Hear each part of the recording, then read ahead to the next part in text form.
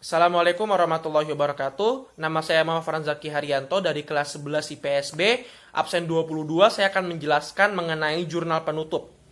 Jadi jurnal penutup adalah jurnal yang dibuat pada akhir periode akuntansi yang berfungsi untuk menutup akun-akun nominal sementara.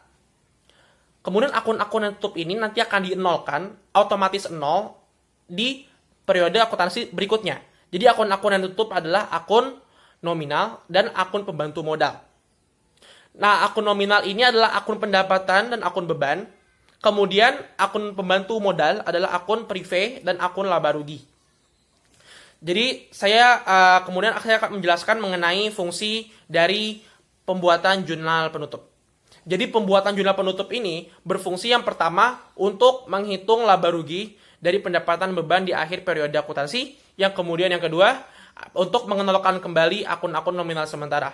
Kemudian yang ketiga, untuk menghitung modal akhir di periode akuntansi. Kemudian saya akan menjelaskan mengenai cara membuat jurnal penutup.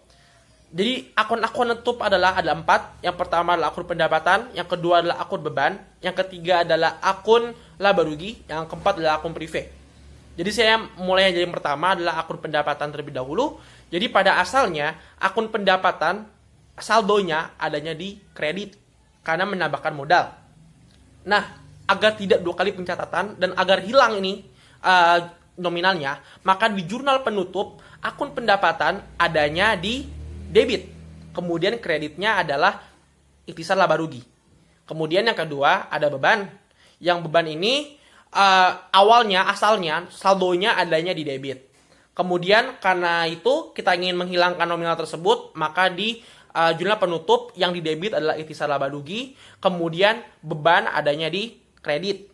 Kemudian yang ketiga adalah laba rugi. Ketika sebuah perusahaan dihitung mendapatkan laba atau untung, maka yang di jurnal penutupnya yang di debit adalah itisan laba rugi. Kemudian yang di kreditnya adalah modal.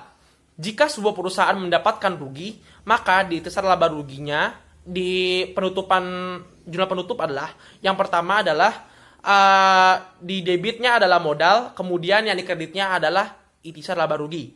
Kemudian jika privé itu di jurnal penutup yang di debit adalah modal, kemudian yang di kredit adalah privé. Saya akan menjelaskan mengenai cara menghitungnya dengan contoh soal. Jadi di sini ada contoh soalnya. Yang pertama ini adalah laporan laba rugi dari Bengkel Zafran periode Desember 2017. Diketahui bahwasannya saldo pendapatannya 13.500.000, kemudian rincian bebannya, beban gaji 400.000, beban sewa gedung 125.000, beban air, listrik, dan telepon 600.000 rupiah, kemudian beban perlengkapan Rp1.750.000, beban penyusutan peralatan Rp270.833, beban penyusutan gedung Rp166.677, dan laba pada tahun 2017 adalah Rp10.187.500. Dan selama periode 2017 diketahui privénya Rp1.000.000. Jadi kita akan membuat jurnal penutupnya. Ini adalah jurnal penutupnya, terdiri dari paling tidak ada 5 kolom. Yang pertama ada tanggal, yang kedua adalah kolom akun, yang ketiga adalah kolom referensi, nomor referensi, kemudian yang keempat adalah akun debit, yang kelima adalah akun kredit.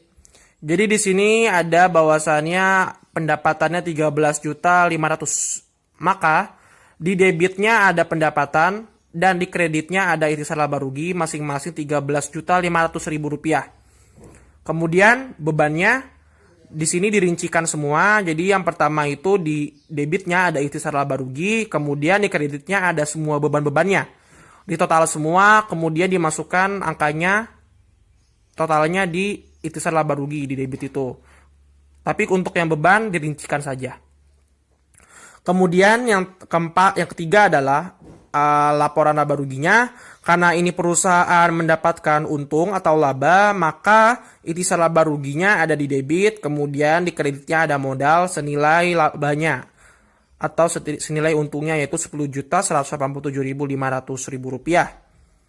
Kemudian untuk akun privé, tadi di sini ada privé 1 juta rupiah, maka yang di debit ada modal dan yang di kredit adalah privé senilai 1 juta. Ya, demikian yang bisa saya sampaikan dari presentasi saya sekarang. Mohon maaf jika banyak kesalahan dalam penuturan dan penyampaian. Terima kasih waktunya. Selamat siang.